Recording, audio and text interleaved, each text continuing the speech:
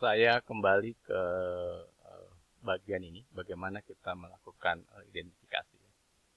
Jadi cara melakukan atau cara diskusi adalah silakan pilih salah satu dari Anda untuk menjadi moderator, untuk menjadi moderator dalam diskusi memecahkan masalah ini. Saya sudah siapkan link di Gmeet, silakan Anda masuk ke sana. Saya juga akan bergabung, tapi saya hanya menyimak apa yang Anda diskusikan. Oke. Nah, katakanlah Deden memimpin diskusi. Oke, kita mulai buka chapter 3. Kita mulai buka chapter 3. Dikasih waktu katakanlah 30 menit ya. 30 menit untuk membaca jurnal yang ada di situ ya. 30 menit misalkan ya. 30 menit ada diskusi ya. Kemudian di situ ternyata menurut chapter tersebut pertama kita harus menjelaskan mengenai kondisi geologi ya. Oke, kondisi geologi. Oke.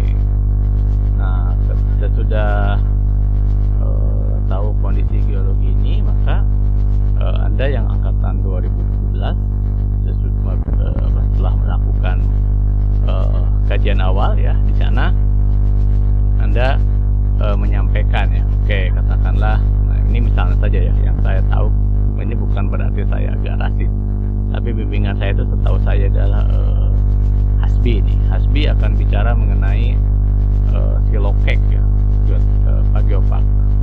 Silokek di situ salah satu kendalanya adalah substability karena sering banjir.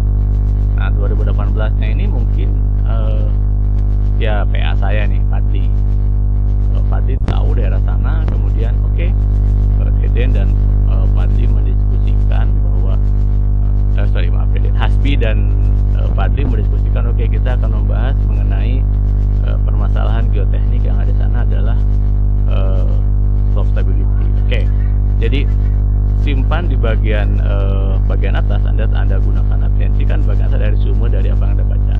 Tuliskan yang Anda baca di bagian atas, dan kemudian hasil identifikasi tersebut Anda tuliskan di bagian dari pointer tugas ya, di dua bagian tersebut. Nah, kemudian pada saat Anda menemukan masalah tersebut ya, karena tadi contohnya, kalau contoh yang saya berikan tadi masalah yang ada di coupling Joshua itu adalah substability, tapi dia dibangun dari embankment, dari tanggul. Oke, diambil juga dia tanggul tersebut merupakan juga jalan sebetulnya. Maka kalau jalan, maka studi yang dilakukan itu menggunakan standar AAS HTO. Di chapter 3 yang kita gunakan itu untuk pembuatan jalan. Jadi di situ dijelaskan kita akan buat jalan. Pertama adalah jalan tersebut di mana posisi jalannya. Apakah jalan tersebut di pinggir sungai ya, atau dia jalan tersebut jauh dari sungai. Yang kedua, apakah jalan tersebut di tanah lunak?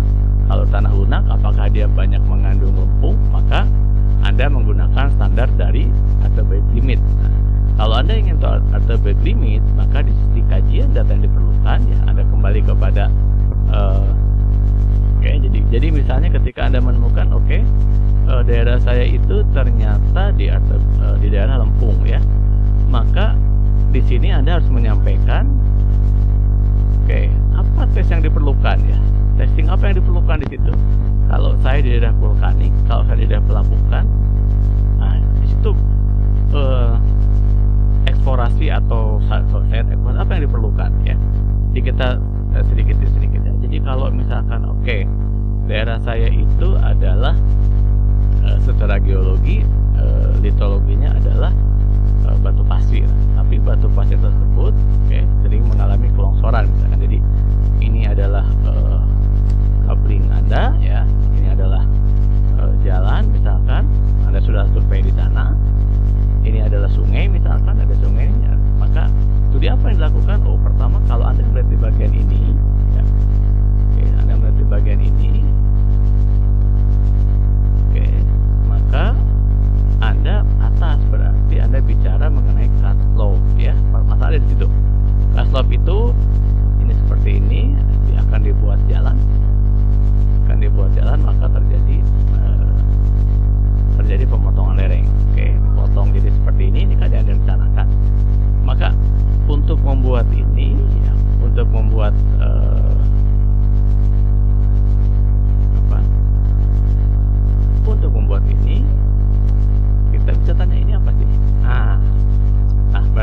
saya dulu apa studi awalnya, metodologinya apa nih. Ya, saya sampaikan tadi ya, kalau dia sifatnya pasif, silahkan tes apa yang diperlukan. Ada di bab 3. Oke. Tapi kalau Anda mengambil dari ini sungai tadi, katakan akan membangun jembatan. Oke, kalau membangun jembatan berarti ini yang muncul. Oke, berarti counter measure of the treatment ya. Itu yang akan ada. Kenapa? Kalau kita punya kalau kita yang membangun jembatan, jadi kita anggap seperti ini ya. Ini penampang sungai. Oke. Berarti Anda ingin membangun jembatan ya. Kalau membangun jembatan tentu kita harus mencari dulu tinggi limpah banjirnya. Oh, limpah banjir itu di sini. Oke, maaf. Oke, berarti file fondasi Anda itu ada di sini, tempatkan. Oke. Tempatkan di sini. Nah, permasalahannya adalah ini adalah zona abutment. Bagaimana kalau saya tahan di sini? Bagaimana kalau saya sebelah sini? Sama atau tidak? Nah, untuk menjawab itu tentu Anda memerlukan juga sama exploration tadi. Apa yang diperlukan datanya? Yaitu silahkan Anda tuliskan di dalam bagian. Oke, apa yang ditemukan tadi itu semua Anda tuliskan dari sini. Anda pelajari bab ini, permasalahan tadi Anda tuliskan di sini. Teorinya Anda tuliskan di bagian atas. Jadi kalau saya bisa sampaikan ini adalah resume yang Anda baca. Oke. Resume dan bagian bawah ini adalah pointer. Sudah. Oke. Tadi sudah saya jelaskan, saya sudah menyampaikan bagian yang ini ya. Bagian-bagian yang ini. Nah, sehingga pada saat akhirnya Anda akan mengidentifikasi, oke, coupling pemetaan saya berada di Banten, permasalahan yang akan kemungkinan saya hadapi di Banten itu adalah stock stability. Nah, stock stability, kemudian semua yang Anda sampaikan tadi, bukti bahwa Anda memahami, tentu perlu bukti bahwa Anda kuliah. Anda harus tuliskan dalam bentuk short report ya. Short report ini dan Anda seperti kuliah kemarin Anda tuliskan di forum ya. Anda tuliskan di forum. Ingat, ini adalah diskusi. Jadi tidak ada lagi pertanyaan di antara Anda. Nanti saya akan bertanya ya. Saya akan bertanya lewat forum dan saya berikan kesempatan Anda untuk menjawabnya 1 hari setelah paling lama 1 hari setelah kuliah Anda selesai.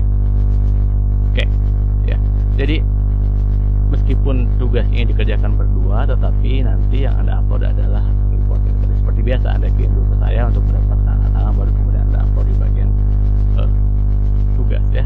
Jadi ingat, di bagian ini adalah short resume dari identifikasi. Ya, tentu saja itu mencakup antara teori dan hasil identifikasi. Misalnya, lokasi penelitian saya ada di Kabupaten Bengkulu Selatan ya, memiliki morfologi yang curam,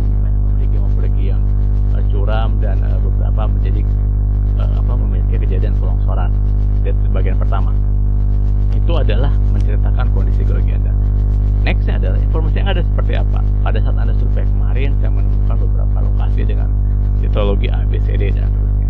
Nah, setelah itu Anda bisa melakukan identifikasi atas data klimatologi. Apakah bagaimana iklim di sana, curah hujan dan seterusnya. Anda masukkan di sana. Jika belum ada, Anda tuliskan data yang ada di chapter 3 yang belum ada dapatkan, itu harus Anda tuliskan. Saya memerlukan data A tetapi saya belum dapat. Saya memerlukan data B tapi saya belum dapat. Saya memerlukan data C tapi saya belum dapat. Itu semua dijelaskan di situ. Dari situ, dari hal tersebut kemudian Anda jelaskan reportnya apa. Untuk hal tersebut ya, untuk keperluan analisa stability, maka saya memerlukan apa? Pertama, pengujian tanah. Apa itu pengujian tanah? Kembalikan kepada apakah saya perlu orthobatic limit. Kalau saya tidak memiliki lempung, apakah saya perlu melakukan orthobatic limit. Jadi semua yang Anda perlukan untuk mendapatkan informasi untuk keperluan desain yang Anda baca di chapter 7 itu Anda jelaskan di situ. Tapi ingat, jangan terlalu panjang, cukup seperti biasa, tidak lebih dari 500 kata ya. Gitu. Anda tuliskan di situ, yaitu bagian itu sebagai bukti Anda mengikuti kuliah. Dan short report ini harus Anda tuliskan sebagai absensi, maka paling lambat sebelum kuliah selesai harus Anda sudah ada. Dan jika Anda tidak mencantumkan itu, maka saya asumsikan bahwa Anda tidak hadir ya. Jadi setiap orang harus membuat short report ya di dalam